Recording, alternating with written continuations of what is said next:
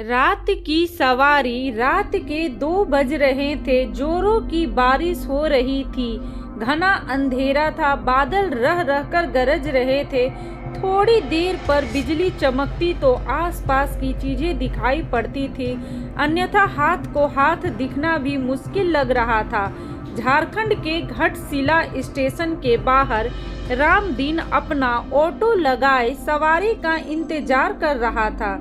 इस मौसम में सवारी मिलने की उम्मीद कम थी, फिर भी हो सकता था कुछ देर बाद आने वाली ट्रेन से कोई सवारी आ जाए। करीब 1 घंटे बाद ट्रेन आई। थोड़ी देर बाद बिजली चमकने पर एक 18-21 वर्ष की मॉडर्न सी लड़की कंधे पर एक बैग लटकाए बाहर निकलती दिखी।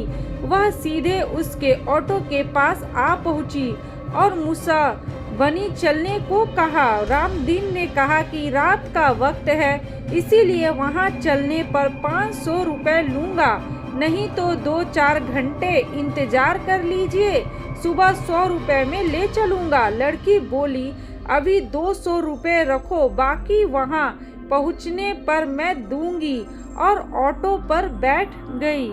रामदीन ने ऑटो बढ़ा दिया। करीब आधा घंटा बाद वह गंतव्य तक पहुंचा। एक मकान के बाहर लड़की ने गाड़ी रुकवाई और घर से पैसे लेने की बात कहकर अंदर चली गई। काफी देर तक वह नहीं लौटी तो रामदीन अकेले बैठे बैठे परेशान हो गया। उसने घर का दरवाजा खटखटाया। काफी देर बाद एक बूढ़े ने आंखें मलते हुए दरवाजा खोला। उसने पूछा, कौन हो तुम और इतनी रात को किस लिए आए हो? रामदीन बोला, जो मैम साहब थोड़ी देर पहले आई है, उन्होंने मेरा पूरा भाड़ा नहीं दिया है।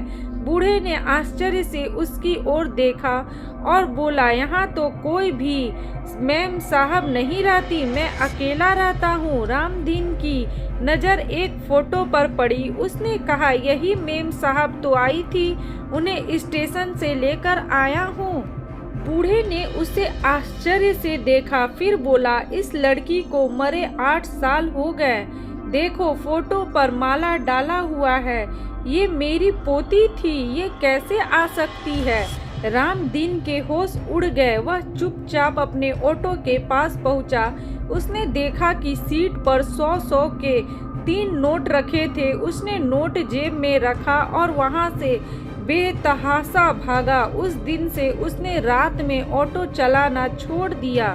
तो फ्रेंड्स, आप लोगों को मेरी आज की ये कहानी कैसी लगी? अगर अच्छी लगी हो तो इसे लाइक करें, सब्सक्राइब करें और शेयर करें। Okay bye, thank you.